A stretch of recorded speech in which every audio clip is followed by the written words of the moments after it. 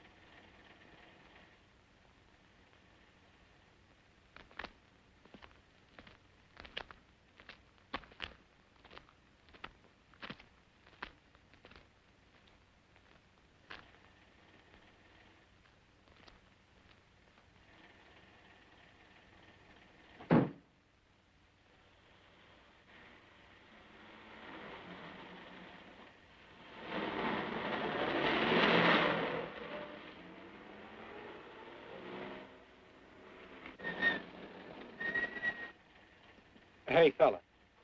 Come here. What were you doing back at that radio shop? Just looking. I was on my way home. Live around here? Yeah, a couple blocks down. Let me see some identification. Sure. Yeah, I guess I forgot my wallet. Look, lad, I've got to see some identification. How about my Army discharge? I got it right here.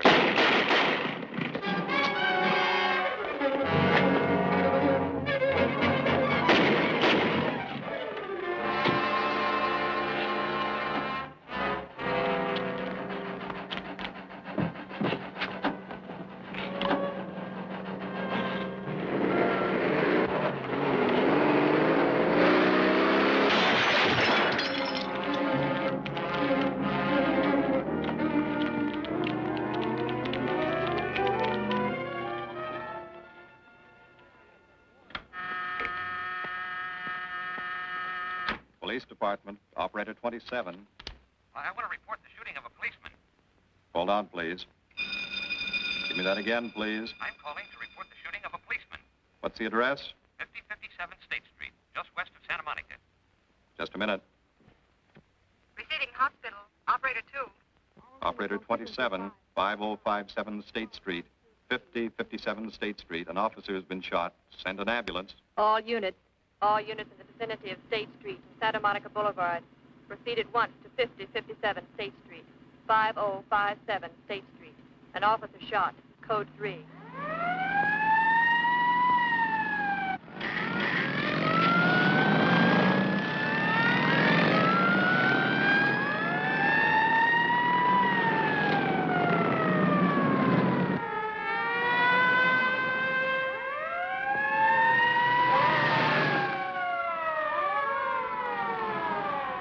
K to Control 1. Control 1 to 80K. Go ahead. This is Breen. Instruct homicide to throw out a dragnet and pick up all suspicious characters in the area of the shooting. Also notify Sergeants Marty Brennan and Chuck Jones to report to me at the scene of the crime. Control 1 to 80K. Roger.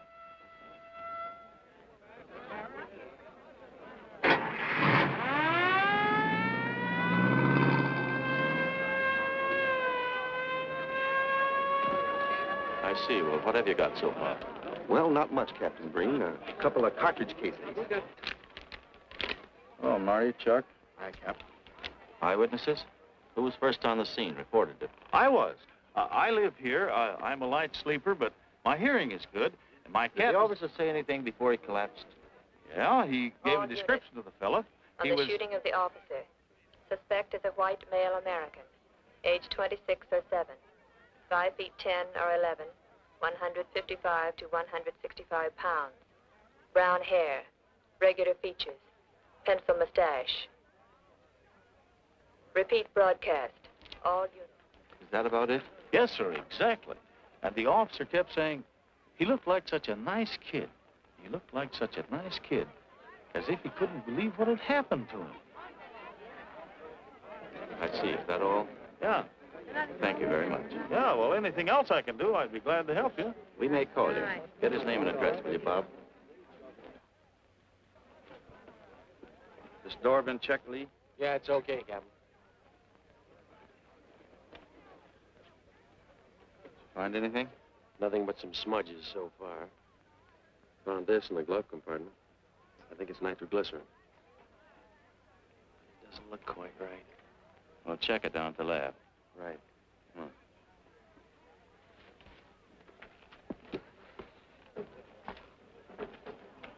Open this up, Joe. No key, Captain. I'll try it open. Give me that bar, Frank.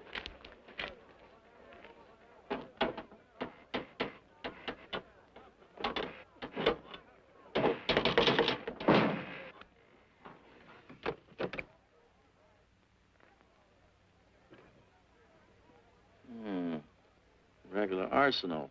Yeah, get a load of that. What is it? I don't know. It looks like some kind of an electrical device. United States Navy. It's either stolen or war surplus. Send all this stuff down to the lab and check the serial number on that Navy equipment. Yes, sir. Captain Breen. We found these in the weeds over by the radio store. What do you got? A pair of cloth gloves, Captain. Well, he thought of everything, didn't he? All right, give him to one of the technicians. Yes, sir. Marty, you and Chuck come along with me. Let's go downtown and see what they picked up in the dragnet. Right.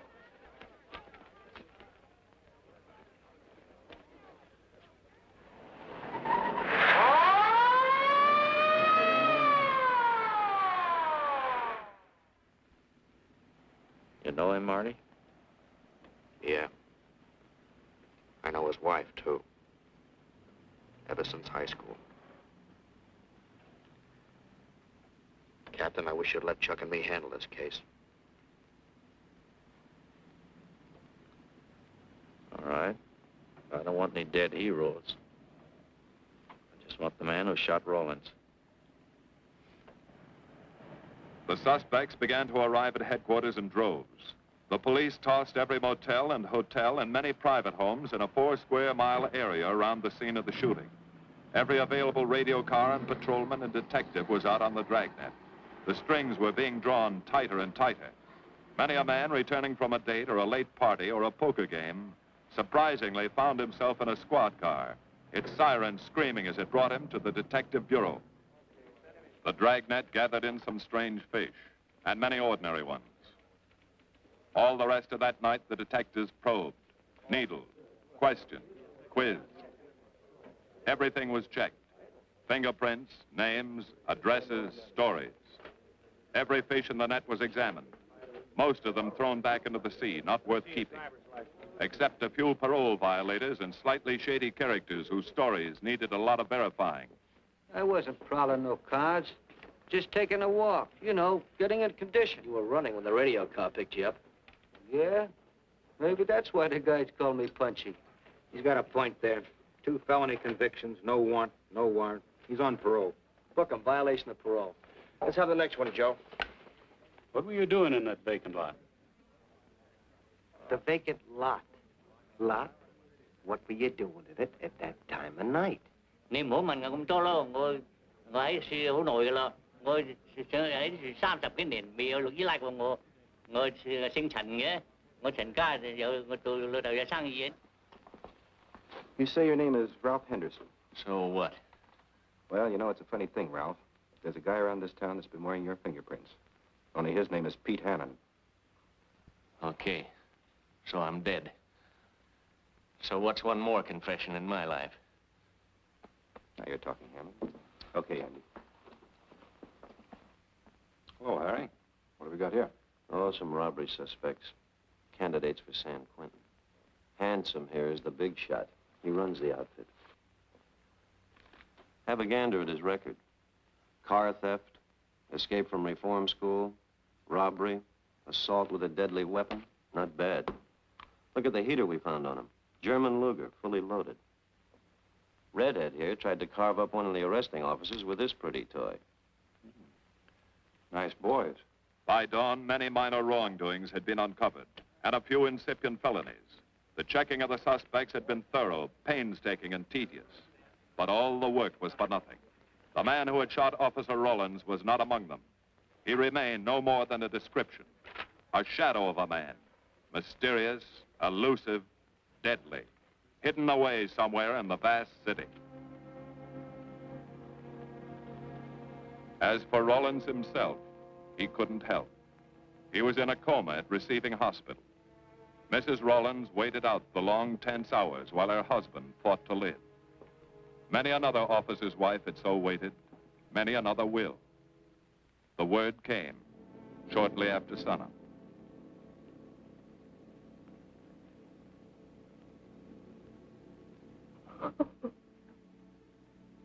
Oh.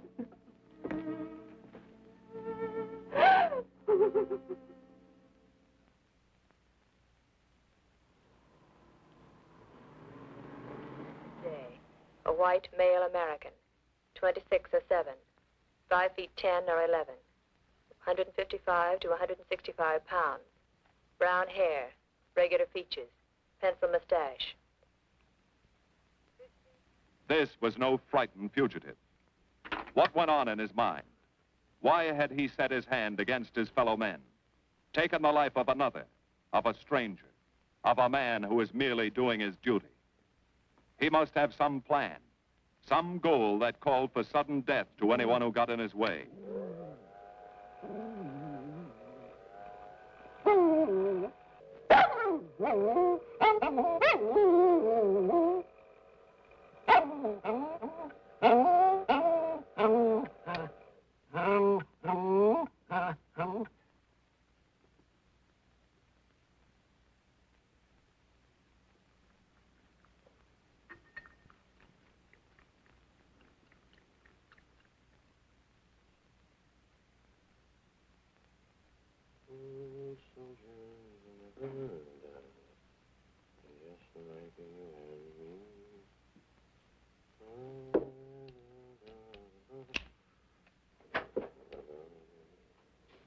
Good morning, boys.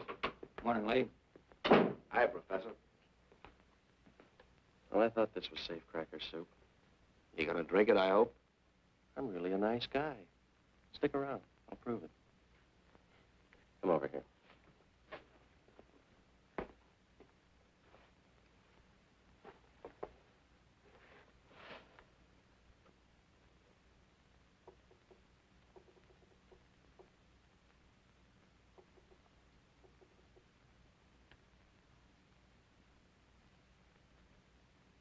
Hold this for me, will you, Chuck? Thank you. Now, if you'll hand me that hammer, Marty. Thank you.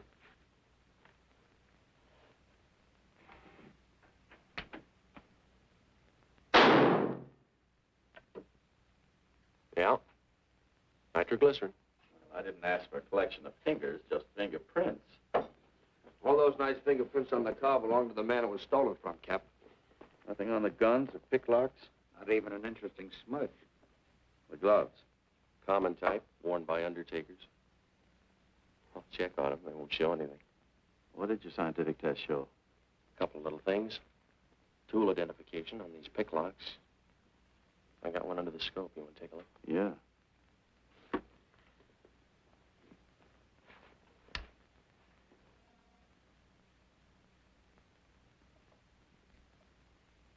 Take a look. I see. Well, it seems to tie the tool up with the lock. Now, if that microscope could only tell us who did it. I'm working on that. No, only an amateur would carry that liquid dynamite in a car. This boy's no amateur. Took the precaution of desensitizing it so it'll take normal shock. Took a lot of other precautions, too. No fingerprints, no identification, nothing definite. Except he's scientific. Knows electricity. Is inventive. Yeah. I'm happy on the trigger. This is Captain Breen. Get me Captain Stevens a burglary, will you? I hate to disappoint you, Lee, but I think you've come up with something. Hello, Steve. How are you? Did your daughter's marriage come off all right? Good. Look, Steve, on those burglaries of electrical equipment lately, were there any where picklocks were used to gain entry? Good. Well, let me know if there's another report of one, will you? I've got an idea the Rawlins killer may be tied in with those. Fine. And give my regards to the newlyweds, too. So long, Steve. Well, what are you waiting for? You've got a job, haven't you? Get going. Yeah, let's go, Junior. Hold this for me, will you, Lee? Thanks. And so, with no fingerprints and only a vague description to go by, Sergeant Brennan turned to the modus operandi file. A criminal, like any human being, has his own habit patterns, unconscious traits that can lead to his downfall.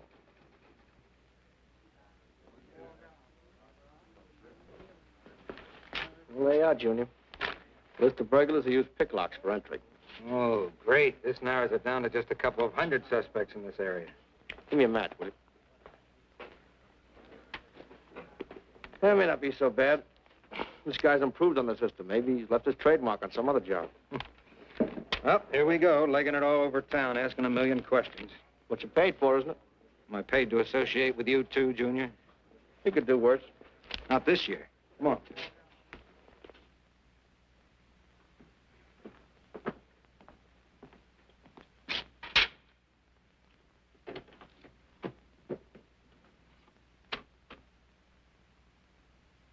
Car 12, car 12, in the 10,000 block on Mississippi. A 394-15 disturbance.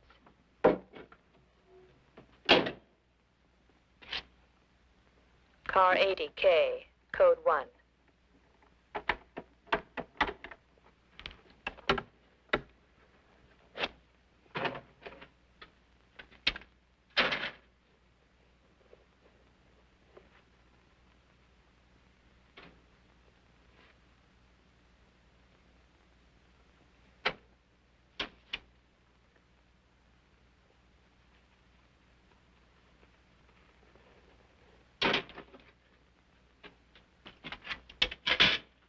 All units, on the broadcast of the suspect arrested in the shooting of patrolman Rawlins. Cancel the cancellation. Suspect released from custody.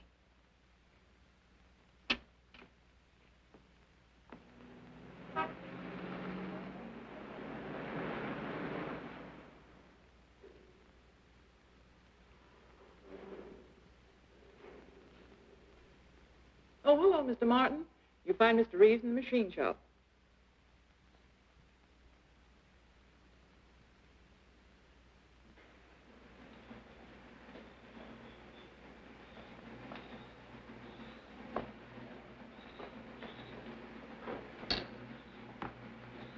Hello, Roy. Glad to see you. How are you, Mr. Reeves? Hi. I was hoping you'd drop in. I wanted to thank you for showing us how to handle that repair job. Helped a lot.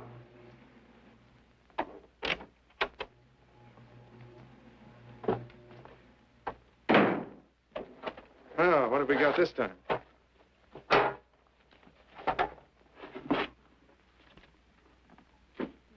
Silvergraph.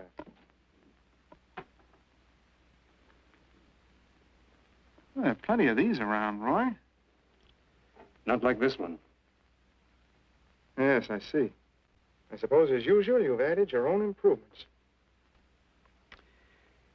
You know, it seems wrong that a man of your talents should bother consigning equipment for rental. I'd like to see you devote yourself entirely to experimental electronics. It'll come one day. I'll have a place like this. Well, why wait? I've got a pretty good setup here. You'd have modern equipment to work with, a lab, and my confidence. Thanks, Mr. Reeves. I have other plans. But, Roy, you can't tell where it'll lead. Might even work your way around to a percentage of the business. I like it this way. You just rent out my equipment. All right, Roy. All right. But if you should change your mind... I'm not likely to change my mind. I suppose you want me to set this up for rental, too. Mr. Reeves, you've already got 5 pieces of my equipment. And you'd like to know what results I've had from the rental so far, Well, I can't say as I blame you. I think you'll find this satisfactory. Satisfactory. Goodbye, Mr. Reeves. And you'll come back again soon, won't you? Sure.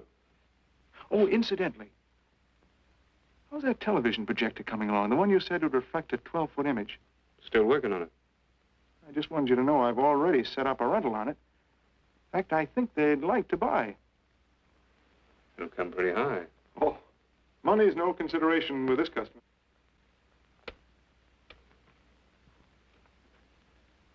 Tell him he can pick it up tomorrow. I thought you said it wasn't finished yet. It'll be finished.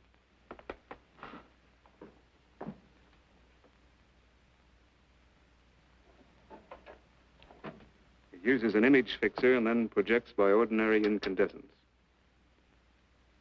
Roy, this is the best television projector I've ever seen. Let's hope that your customer thinks so. He will. Yes? Send him right in, Charlotte. There, you see, our customer is here, begging for the privilege of buying. Better be running along. I'm not much good at business. Oh, but Roy, he'll want to congratulate you. Just see that the price is right.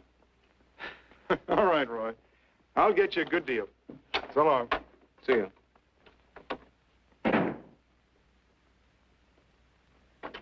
Well, Mr. Dunning, come in. Isn't it a beauty?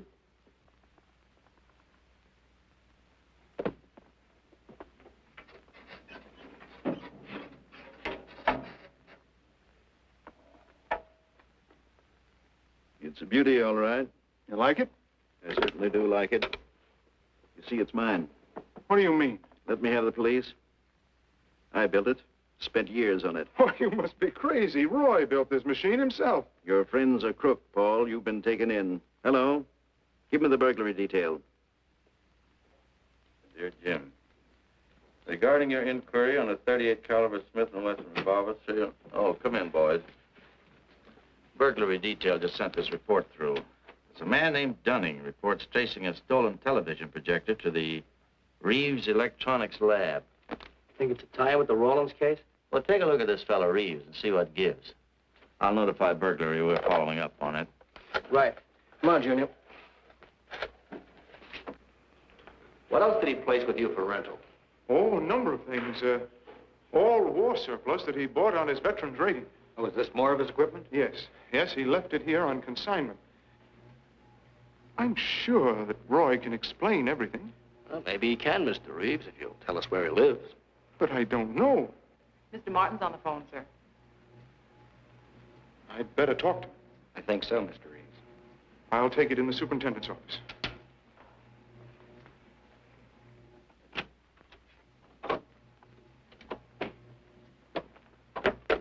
Tell him that you sold the set, and his money's waiting for him here. Find out what time he's coming by.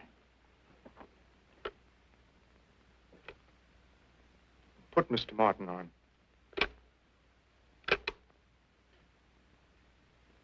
Hello, Roy? Yes, I've sold it. Your money is waiting here for you. Yes, I'll be working late tonight. What time will you be by? First thing in the morning.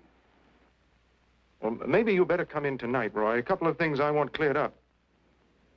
Like what? Oh, technical things. Besides, I don't like to leave the money in the plant overnight.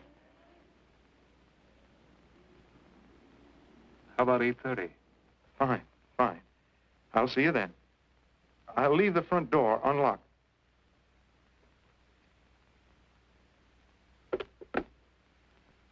You'll be here at 8:30.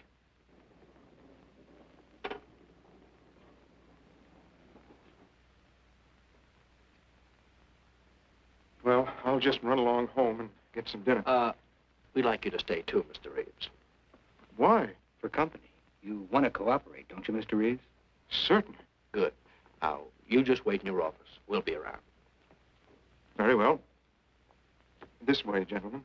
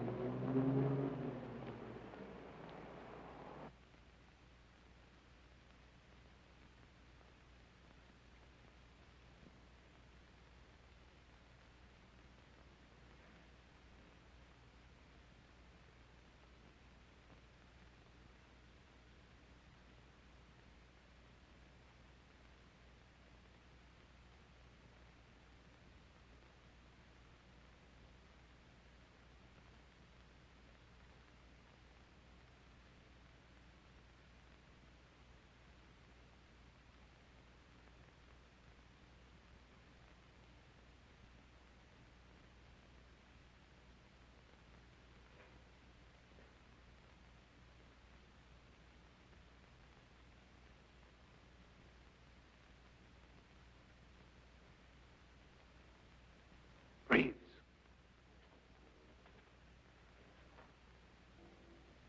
that you, Roy?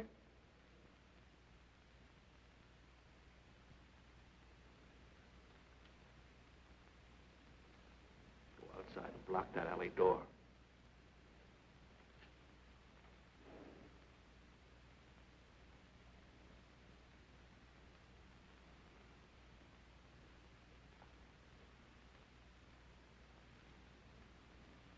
Where are you, Roy?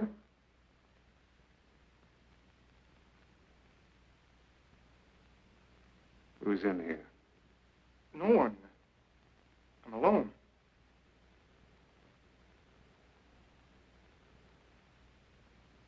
Come on in. I've got your money for you. Bring it out here. All right. Just a minute.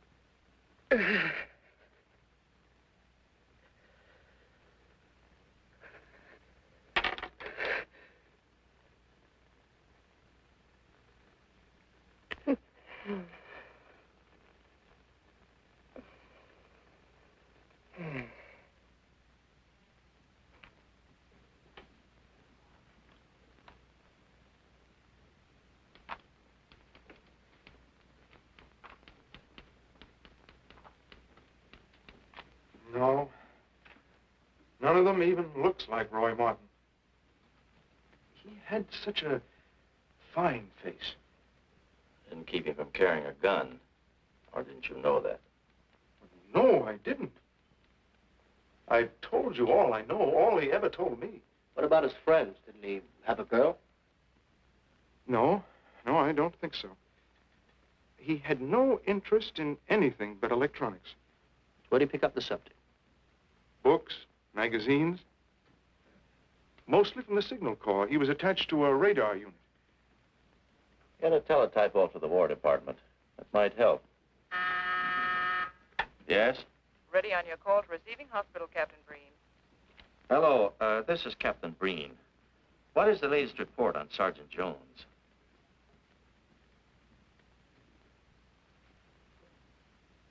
I see.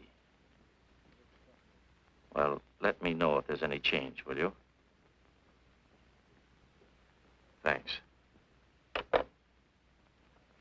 Chuck's in pretty bad shape, Marty. He's paralyzed. May never walk again.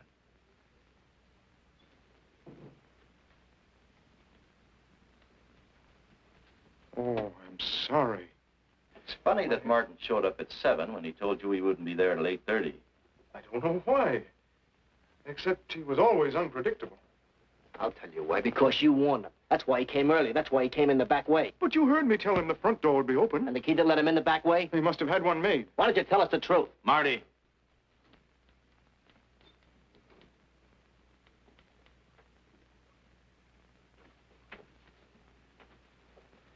Now, look, Paul.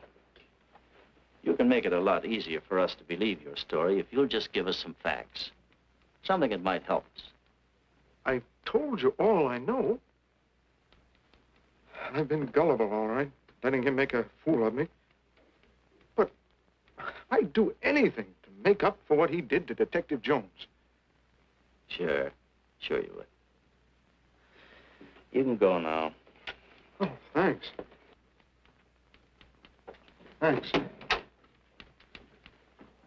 My friends, they can vouch for my character. That's good. We'll call you if we need you. Thank you very much. I think he's telling the truth, Marty. I think he's just gullible, like he said. What about the stolen stuff he was trying to peddle for Martin? We'll use it for bait. Maybe Martin will come back for it. Then we can ask him. Here. Nevertheless, I want a 24-hour tail put on Reeves, and I want a watch on his home and his factory. Right. You can keep those. Okay, Captain.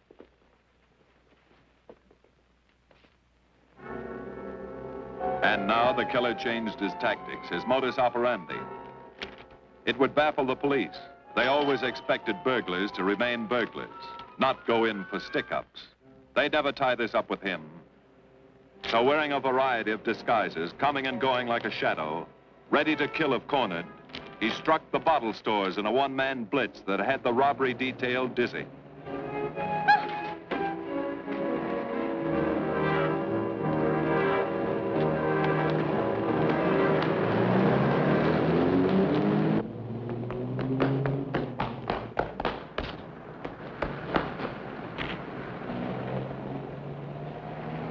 The killer, always resourceful, always thinking along lines that would baffle his hunters, had discovered an ideal avenue of escape. Under Los Angeles is a vast and intricate system of huge storm drains built to siphon off the flash floods of the rainy season. Many of the tunnels are large enough for 2 cars to drive abreast. Here were 700 miles of hidden highways, ideal for the use of someone who needed to hurry from place to place without being seen. Ideal as a hiding place for guns and supplies in case of emergency. What is it, Lee? Well, the reason I asked you to come over is I think I've hit on something. An identification? No, not quite, but a tie-up. Now, These are the shells from the gun that killed Rawlins. These were fired in the liquor store holdup in which the bandit got away. And these were fired at Chuck. Now, as you know, every ejector, even in guns of the same model and caliber, is different. Each one leaves its own markings on the cartridge casing. Now, look at these fine striations. This deep gouge. The same on all three.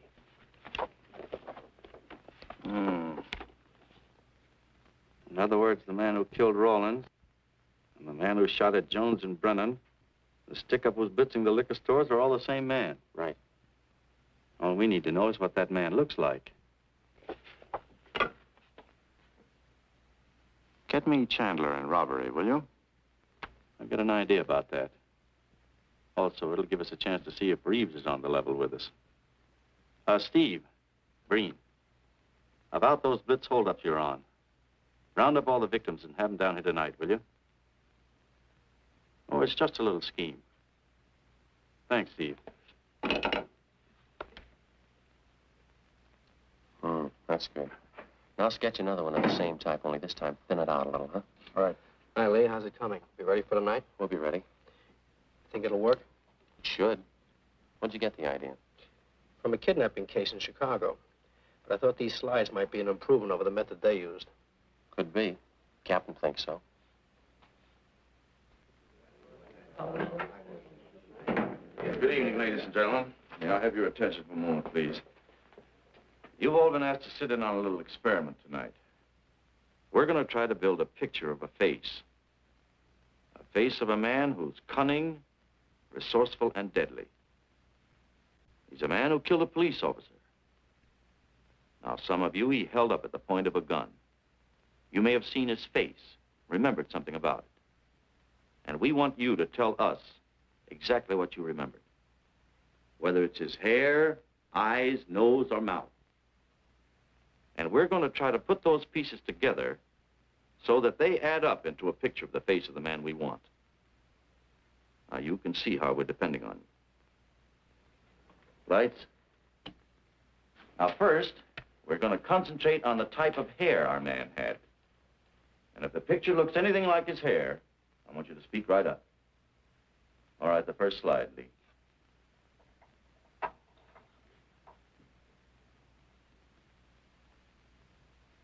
His hair had waves in it, well-groomed. That's the idea, Miss Smith.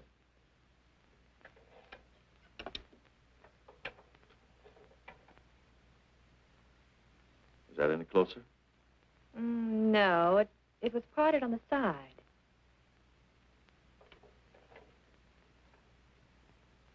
Oh, that's more like it, except it was thicker.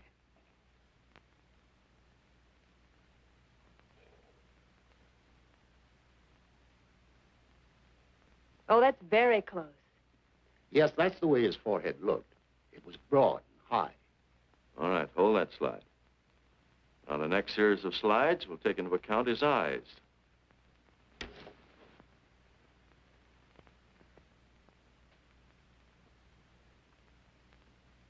Oh, 1 minute, please. Wait, 1 minute. His eyes were a little like that. Maybe a little smaller, like beads. Go on, Lee.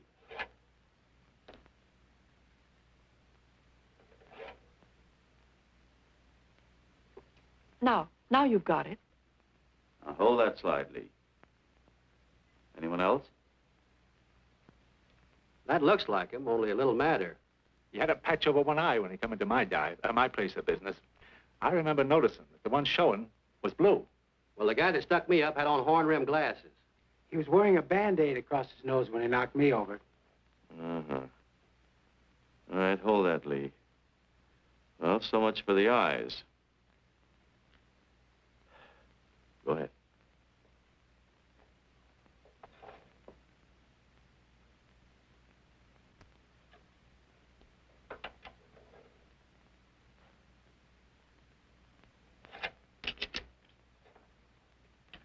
Señor Capitán.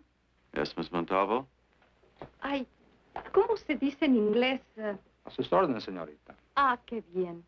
En este bandido, la nariz fue chata, como aquella, pero un poco más chata y más ancha. Like that, Captain, but more snubbed, wider. Try another one, Lee. Como aquella. Casi la misma. She says that's about it. Thank you very much, Miss Montalvo. Get Reeves. Any more comments? That's pretty close, all right. Pretty close. Perfect. All right, now we'll start on the mouth and chin. The next series, Lee. I think his lower lip stuck out more. The mouth was thin and mean, like it never laughed. Go ahead. Something like that, but thicker lips. There. That's it. That's him. All right, now hold that right there, Lee. Oh, come in, Mr. Reeves. Good evening, Captain. Did you ever see that face before? Why, it's Roy. Except for the hair being a little lighter and the eyebrows heavier. It's Roy. You're sure? I'm positive I'd know him anywhere. Lee, I want a retouched photograph. Now lighten the hair and give more body to the eyebrows. Right. Lights. That's all. Thank you very much. You've been a great help. It's positively amazing how you found out what he looks like. Well, we're looking for an amazing criminal, Mrs. Johnson. Thank you and good night. Good night, Captain. And so the face of the unknown killer, built up from fragments of evidence, was sent out all over the country. To chiefs of police, to sheriffs, to county constables and county jailers, to the wardens of prisons, to all postmasters and postal inspectors, to the agents of the Treasury Department, to the FBI.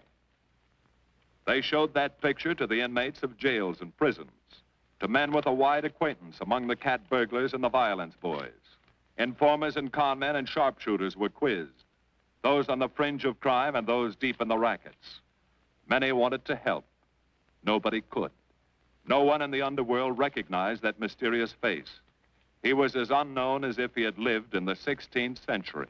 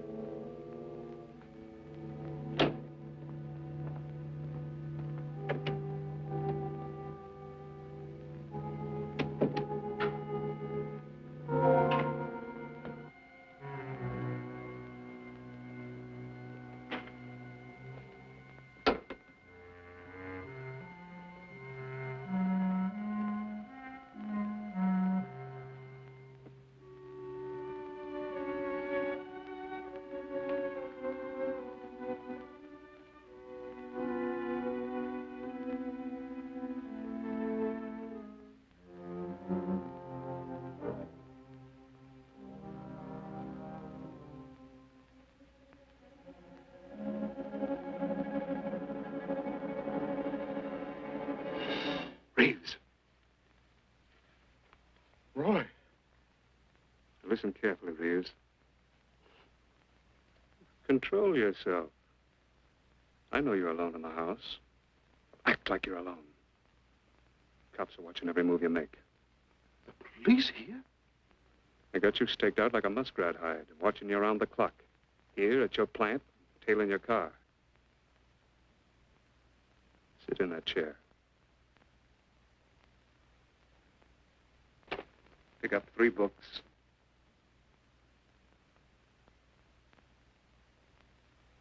Don't look up and don't answer me. All right. But glance at the books.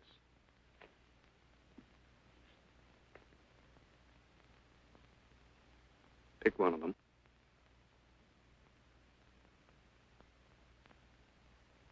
Okay. Now, that's the book you want to read before you go to bed. Now, get up and turn off the lamp.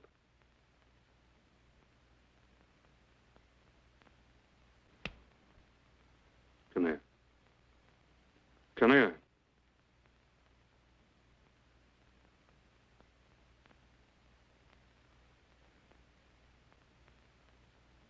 Go in the den.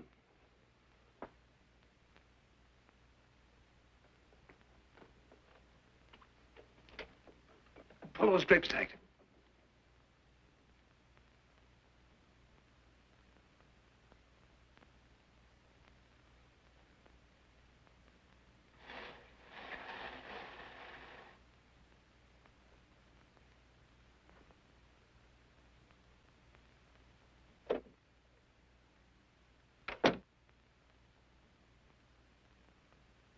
Now get away from him.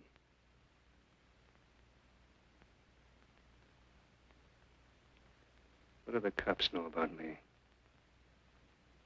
Not very much, Roy. No fingerprints. They haven't even got a picture of you. They're trying to make one.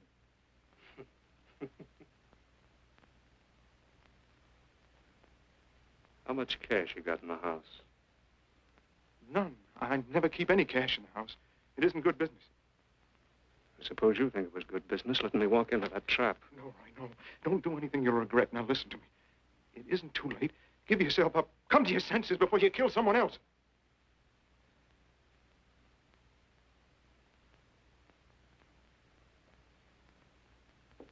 What do you mean, someone else? What do you mean? Nothing. The two officers, they said one of them might die. He's still alive, isn't he? Reeves? I never thought you'd stooge for the police.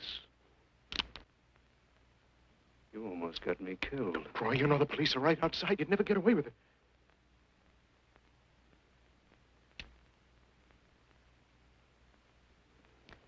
That's right.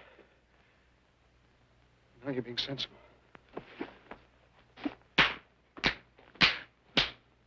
I know there's money here. Where is it? Don't worry. I'll get it.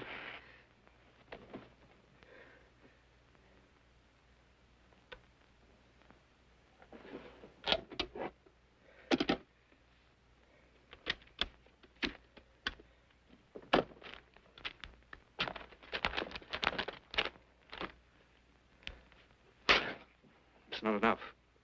Stuff you've got in mind is worth thousands. I'll get more. Get it. Keep it handy. I'll be back next week, next month. But get it and have it ready. Just give me time.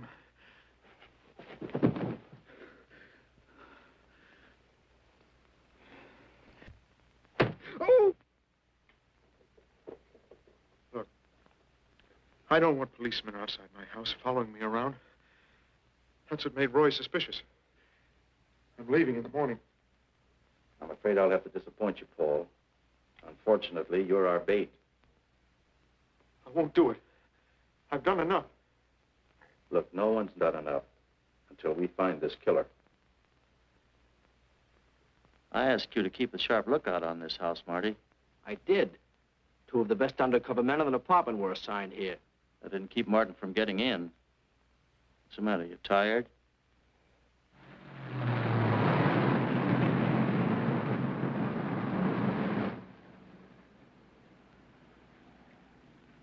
You got any idea how long you've been on this case, Marty? Months. Long enough to have come up with something by this time. You know any more about the Rawlins killer than you knew the first week? Yeah. And he's about the toughest nut I've ever had to crack. That's what I told the chief when he called me in this afternoon and wanted to know why the case hadn't been broken. Look, Captain. Rawlins was a friend of mine. So's Chuck. I've got a bigger stake in this than the chief knows. I'm doing everything I can. Oh, I'm afraid it's not enough, Marty. Maybe you're too close to it to see it clearly. Maybe it needs a fresh team, a new viewpoint. I think you better take a couple of weeks off, Marty. Starting tomorrow. Anything you say, Captain.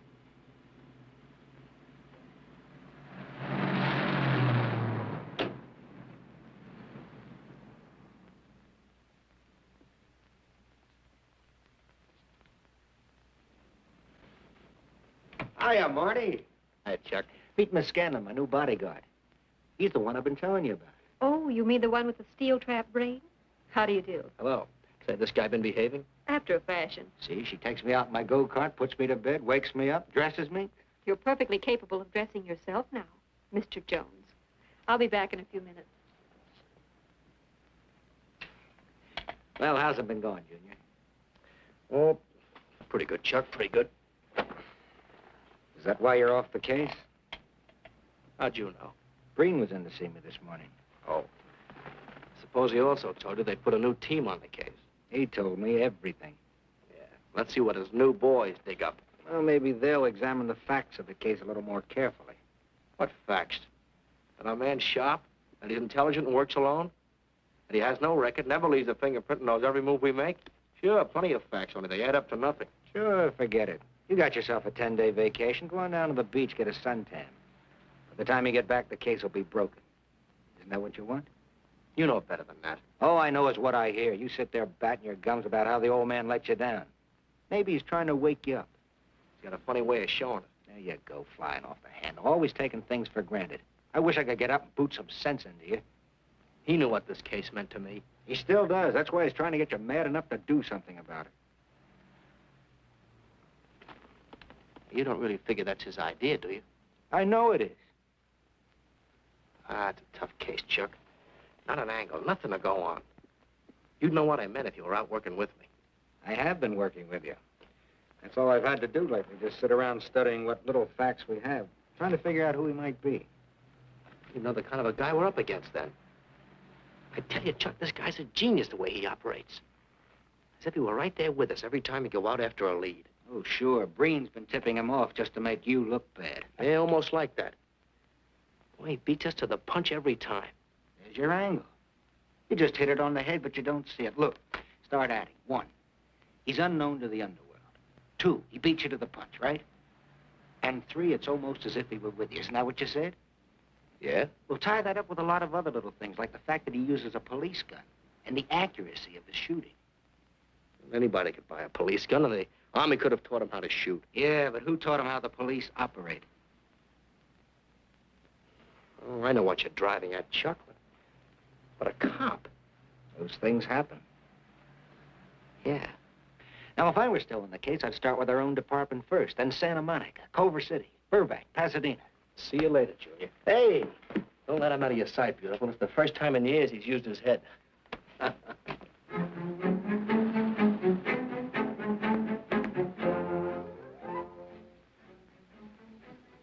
But you get a print of every mug we take. We always send L.A. a copy, Sergeant. It's personnel photos I want. You mean of our boys?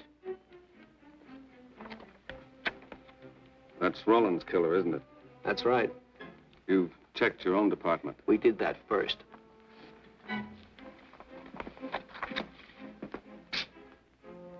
And so the tedious quest went on. Sergeant Brennan wore out his shoes and his patience, going from police station to police station, checking photos until his eyes were blurry. For police work is not all glamour and excitement and glory. There are days and days of routine, of tedious probing, of tireless searching, fruitless days, days when nothing goes right, when it seems as if no one could ever think his way through the maze of baffling trails a criminal leaves. But the answer to that is persistence, and the hope that sooner or later something will turn up, some tiny lead that can grow into a warm trail and point to the cracking of a tough case.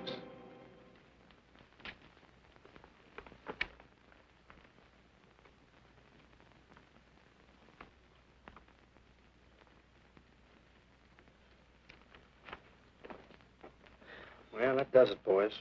Can't say I'm sorry you didn't find him in here. I'd hate to think it was a cop. Doesn't seem to be anybody. Just a lot of pieces of a face that never existed. Do you mind if I see that again? Sure, frame it. Put it on your dresser. Wait a minute. He wasn't a cop. He was a radio technician right here in our dispatch office. What did you say? I'm saying he worked here in 42. Well, come on, give.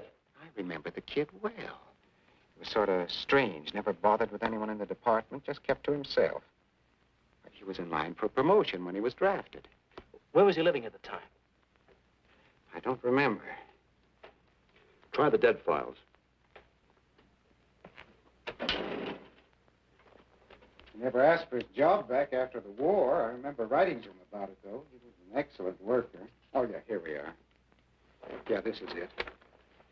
Took a while before he answered, but like he says in the letter, he wasn't interested.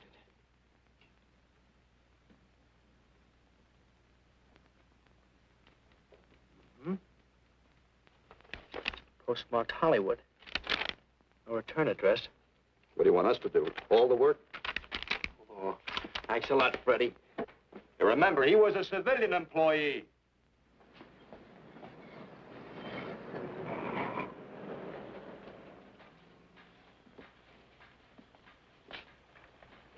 Well, how about it? Anybody recognize him?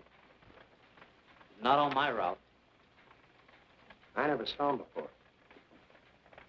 Yeah, okay, fellas, thanks very much. I thought for a minute... No.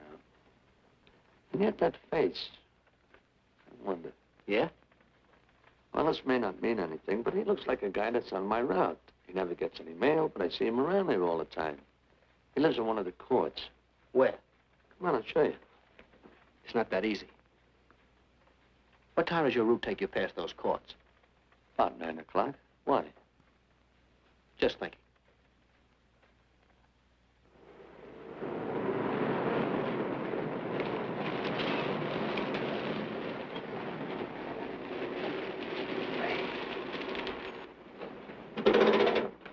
You got any chocolate milk? Sure have, buddy. Yeah. Thanks. Which apartment? Straight on back. Second in the yell. Number 7. Right. Kind of warm today, huh? Oh, it's not too bad for this time of the year.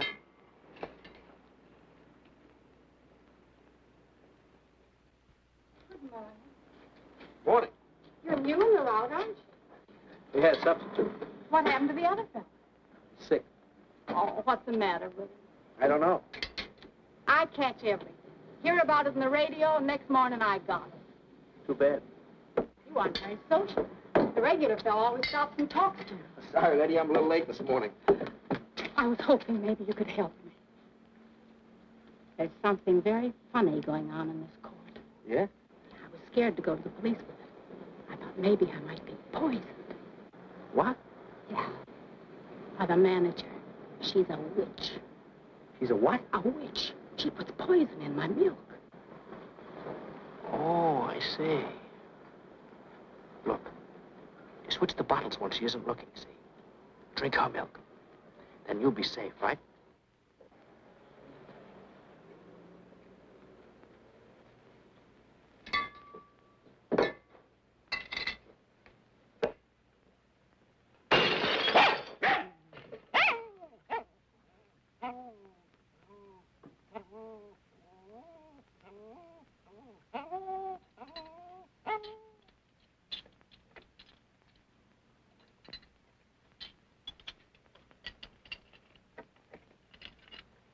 Why, I had a little accident. Got a mop, I'll clean it up. Leave it be. I'll clean it up myself. Okay, mister.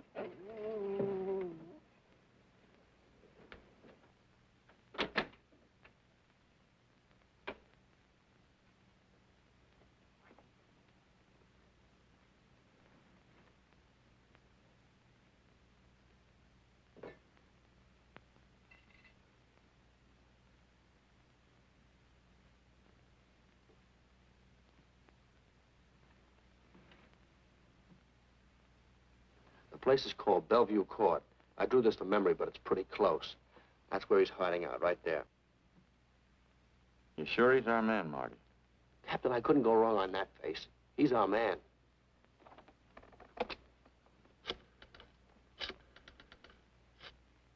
Oh, they're 5 cottages in this area, and 2, number 6 and 7, in the L at the end of the row. Our man lives in number 7. This building department plan will show you the whole layout. It's bounded on 3 sides by Fuller, Santa Monica, and Poinsettia. Now, the court is partly surrounded by a high wall. Breen, homicide. Good. You keep your eyes open until we get there. Morgan has just gone into his bungalow alone. Any questions? All right, you all have your instructions. Let's go.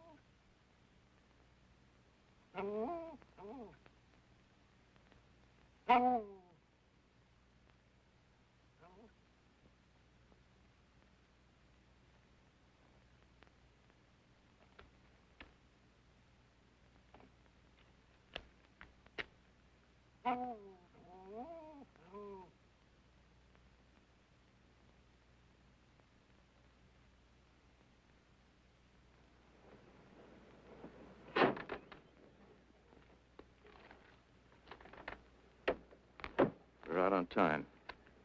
Wait 5 minutes. Go around and block the side entrance. Keep your lights off.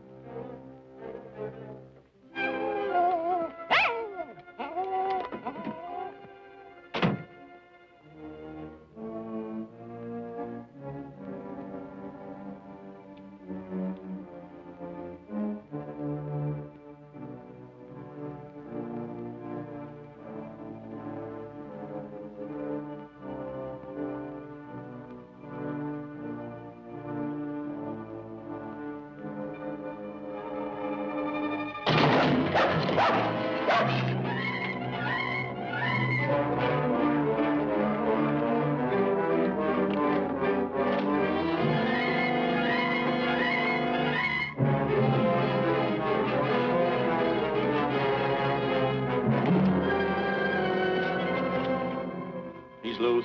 I want a radio car in a hurry.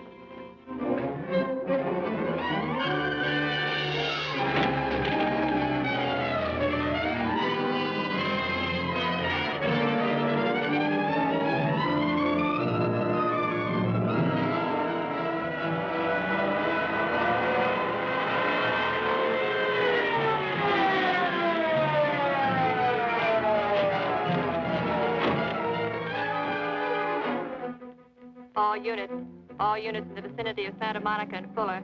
The murder suspect in the Rollins killing is at large.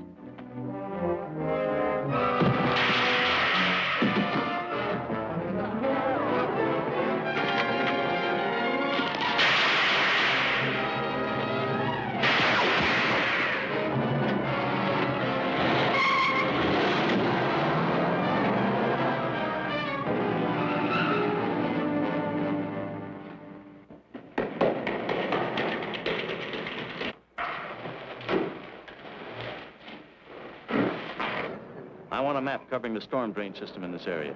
Get it and meet me at Venice and Garfield. Jones, Miller, you stay here in case he comes up for air. I want a man at every other drain entrance along this line. Got to come up somewhere. Come on, Marty. You're driving.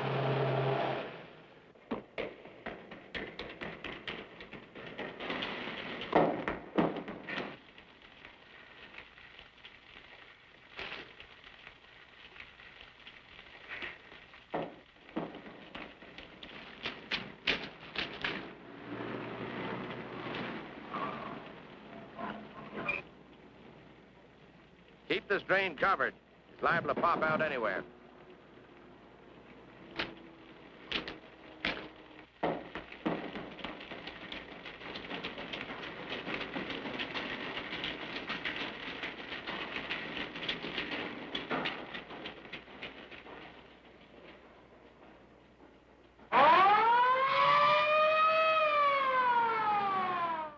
Why Venice and Garfield, Captain? It's the main intersection of the system. We can head him off that way.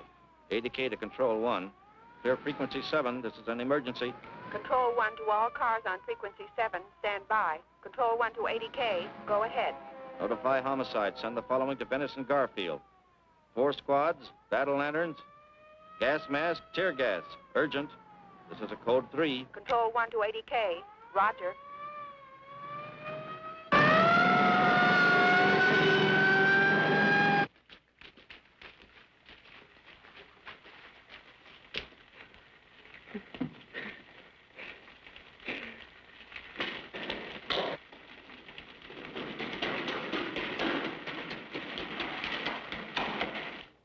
Probably head down this main drain to where it comes out at the Rio Hondo. Now, you take your squad and cover that exit. Right. Keep all spare radio cars cruising back and forth along this main street. Watch the curb inlets. We'll go in here.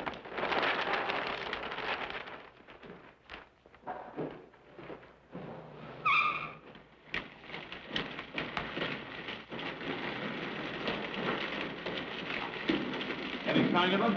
No. And we've searched every foot between here and the Rio Hondo outlet. Then he must be up ahead. Let's go.